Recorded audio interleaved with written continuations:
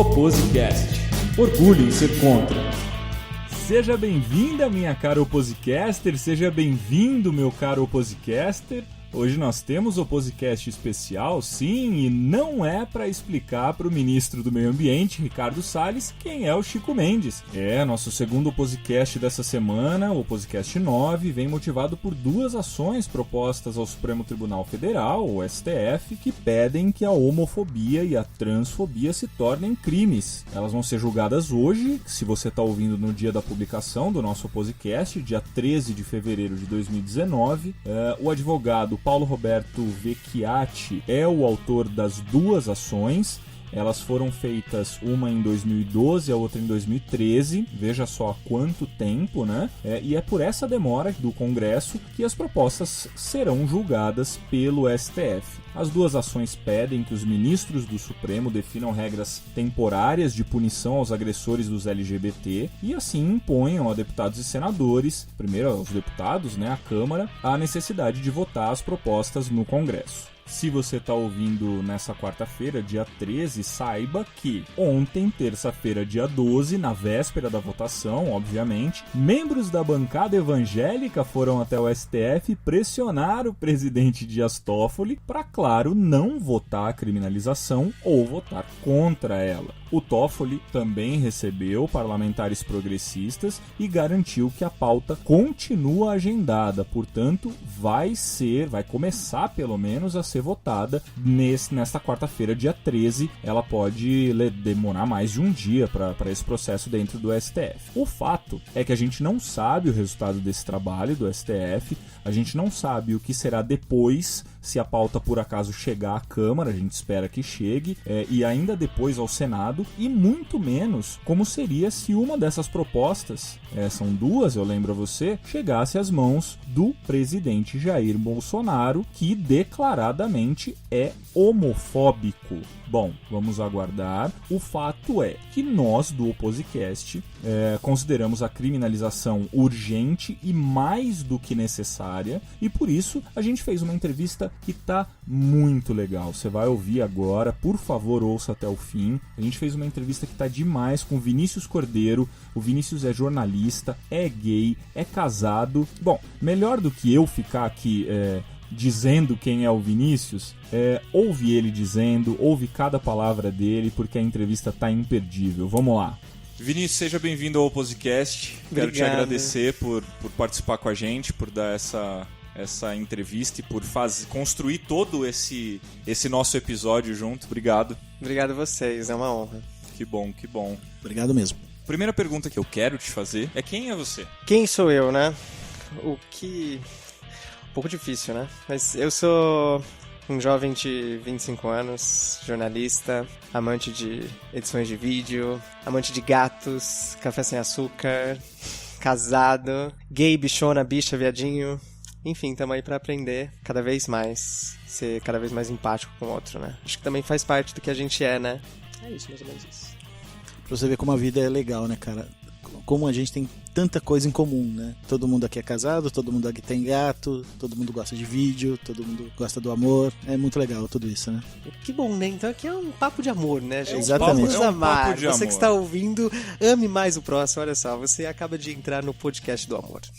E é muito legal que ao mesmo tempo... Ame quem você quiser. Isso é o mais importante. É isso. Ao mesmo tempo que a gente é tão parecido, a gente é também muito diferente, é muito diverso, e ao mesmo tempo que esse papo vai ser sobre amor, ele vai ser sobre diversidade, sobre diferença e sobre respeito a essas diferenças, o que é muito importante. Quando você falou que você é gay, você falou com um sorriso no rosto, você falou brincando, naturalizando a coisa. O que é ser gay? O que é ser LGBT? O que é fazer parte dessa minoria, digamos assim? É muito engraçado que ser gay seja uma questão, eu acho, na verdade, né? Percebo que eu falo que eu sou gay com um sorriso no rosto porque demorou muito tempo pra esse sorriso aparecer, né? Talvez eu me emocione ao longo desse podcast, porque é um assunto muito... Vamos nos emocionar, com certeza. Forte, né? Porque Enfim, eu acho que ser gay é você sair dessas amarras. É mais do que você gostar de alguém do mesmo sexo, né? Eu acho que é você ir contra, por exemplo, essa ditadura da virilidade, da masculinidade, heteronormatividade, né? Você poder desmunhecar sem que alguém, enfim, sem ter que prestar conta pra alguém, sabe? Isso é muito libertador. Ser gay também tem um traço de liberdade, né? E cada vez mais eu tenho mais orgulho de ser gay, assim, sabe? Mais orgulho de dar pinta, mais orgulho de ser quem eu sou e não ter medo disso, né? Enfim, ser hétero tem esse privilégio, né? Você pode ser quem você é, nunca prestar conta pra ninguém. Você já nasce no padrão, né? Você nasce no padrão, enfim, né? A sociedade te aceita como você é, né? A partir do momento em que você é gay, tipo, as pessoas já te olham de uma outra forma, o seu ser já é diferente, né? E é muito triste que isso ainda seja uma questão, né? Porque eu sou normal, né? Eu sou uma pessoa que... Você simplesmente é. Eu sou simplesmente isso. Não é ser gay, você simplesmente é. É o que você é e não precisa se encaixar dentro de um quadradinho, né? Exato.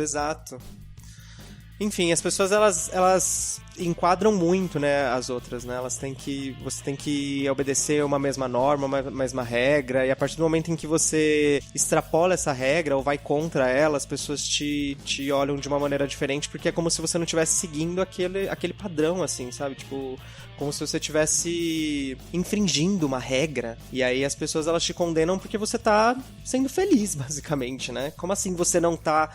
Como assim você é gay? Como assim você não...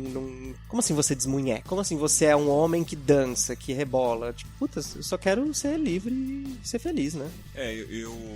Você falou aqui que pode se emocionar ao longo do podcast. Eu acho que essa é uma realidade, né? Eu sou heterossexual, então é muito difícil pra mim compreender todo esse sentimento, toda a história de luta, toda a batalha diária e o sofrimento diário de quem vive a discriminação, o preconceito, de quem sofre por simplesmente às vezes andar na rua. Então pra mim é muito difícil, mas eu imagino que a gente vai realmente tocar em pontos aqui que vão te trazer sentimentos e lembranças que podem sim emocionar, fragilizar e às vezes até trazer dor. Foi sofrido no começo, né? Você ter talvez essa descoberta ou proporcionar para o mundo essa revelação de que você era ou é homossexual. Eu queria saber como foi isso, como veio esse processo, ou como você se descobriu, ou como você se revelou. Isso, eu acho que sair do armário também tem muito a ver com a representatividade, né? Quando você cresce, quando você é criança, as coisas que te são representadas na TV, em todos os lugares, são sempre padronizadas, né? São sempre dentro de um mesmo padrão. Então, eu cresci assistindo novelas, desenhos, onde as relações heterossexuais eram sempre predominantes. Então, aquilo era quem eu deveria ser no futuro, né? Se eu só tô vendo adultos héteros homens ficando com mulheres e sendo aquele exemplo de masculinidade, virilidade, então eu devo ser assim quando eu crescer, né? E aí, quando isso começou a aflorar dentro de mim, foi uma guerra interna muito grande, assim, sabe? Eu, ainda bem, tenho uma família que é muito respeitosa, muito aberta, tem lá seus laços com a religião, mas nada que sempre foi uma família que me abraçou muito, né? Mas ainda assim, me aceitar foi um trabalho muito árduo, assim. Então, de achar que, enfim, que eu tava pecando, que não era certo, que eu sentia vergonha de ser quem eu era. Durante um tempo, depois que eu me assumi, foi árduo, assim, para que as pessoas também aceitassem isso, né? Porque quando um gay sai do armário, ele tira do armário família, amigos. Então, o processo de aceitação do círculo ali, né, da bolha de quem é gay, também é impactado, né? Então, por isso que muitas vezes as famílias têm dificuldade de aceitar, porque elas também têm que sair do armário. Você acha que gera um sentimento quase de incompetência num familiar? De, você não criou seu filho direito, por isso que ele... Exatamente, porque os pais, eles têm, enfim, a família, né? Ela tem aquela idealização do que o filho vai ser, né? E quando o filho não vai ser aquilo que você planejou, você se sente, enfim, o que eu fiz de errado, né? Porque meu filho não vai ser o que eu pensei que ele seria. Meus pais, eles são maravilhosos e eles... É claro, no começo tem esse choque, né, de realidade, mas hoje em dia eles me apoiam e levantam a bandeira. E é isso, quando alguém sai do armário, o pai também tem que sair. Muitas vezes ele tem que levantar a bandeira também, né? Porque é o filho dele, é a integridade do filho dele, é o bem-estar do filho dele, né? Não dá pra ser neutro, né? Se você for neutro... Ou ele ignora e... No caso mais extremo e radical, ele expulsa o filho de casa e finge que não é com ele, ou ele tem que levantar a bandeira, né? Ele não dá pra simplesmente ficar neutro, né? Porque o pai não consegue sair do armário, né? É isso. Pela dificuldade que ele vai ter de aceitação dos amigos, né? Puta, agora ele não vai mais poder fazer piada com viado.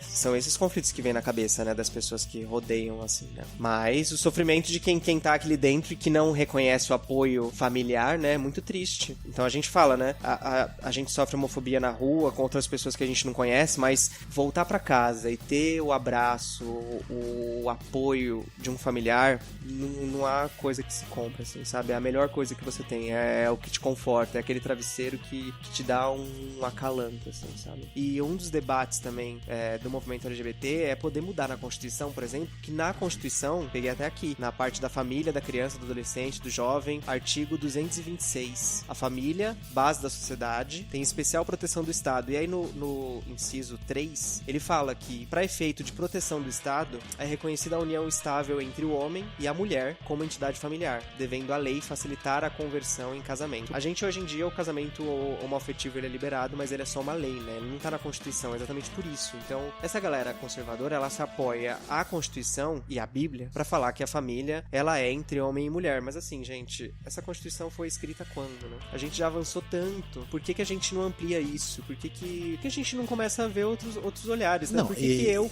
na minha família com meu marido, não tenho a proteção do Estado? E é absurdo, né, cara? Precisar ter a descrição, né? Assim, homem, mulher, né? Só falta ter altura, peso, cor da pele, né, cara? Exato, porque senão não vai ser validado, né? Que porra de descrição é essa, né?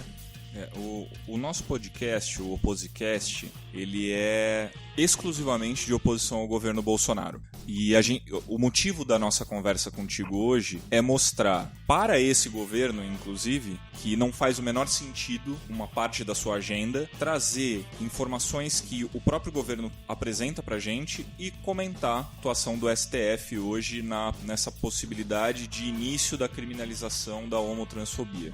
E por ser de oposição ao governo, ele assume 100% uma agenda progressista, né? E tudo que isso envolve, né? Você estava falando desse apoio familiar. Eu imagino que muitos muitos homossexuais têm pais como o Bolsonaro dentro de casa, né? O Bolsonaro que foi e ainda vai ser sempre, tenho certeza disso. Mesmo o presidente, tenho certeza que ele não vai moderar o tom tanto, porque isso é quem ele é. Ele foi protagonista de algumas falas que entraram para a história já, né? Afinal, ele hoje é presidente do Brasil, como sendo homofóbicas e por fazerem até apologia à violência contra os LGBT. Ele chegou a dizer... Trouxeram à tona o pior, né? O pior do homofóbico brasileiro. Ele é a grande representação sim, hoje do homofóbico brasileiro. É como se ele desse...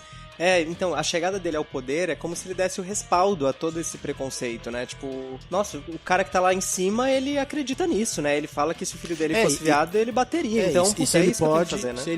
Se ele diz que pode, a partir de agora pode tudo, né? É o que a gente sempre falou desde o primeiro programa.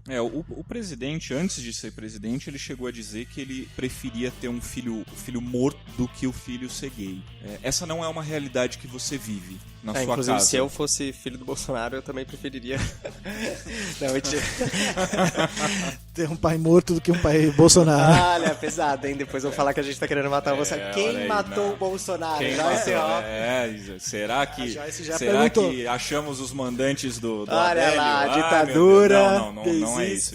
Não é isso. Mas você não vive essa realidade dentro da sua casa, que bom. Mas essa realidade, ela pode te afetar indiretamente ou diretamente depois, enfim. O que você acha? Eu queria que você já falou que isso uma parte da importância disso, mas eu queria que você dissesse um pouco mais sobre essa fala do Bolsonaro, sobre esse posicionamento dele, sobre o que desperta em outras pessoas, em outras famílias, em outros pais que podem oprimir pessoas, seus filhos ou outras pessoas com esse tipo de pensamento. A eleição dele, ela trouxe à tona exatamente toda essa carga de preconceito, intolerância, né, desrespeito ao próximo, pra pauta, né? A gente tava vindo aí numa levada boa de pautas progressistas, né? O feminismo ganhou um avanço muito forte no debate nacional, né, e internacional, o movimento negro e a causa LGBT, mas parece que reacendeu esse monstro que vivia dentro de várias pessoas, né? Enfim, eu não ainda bem não vivo isso dentro de casa, né? Meus pais são um exemplo de amor, mas isso não é a realidade da vida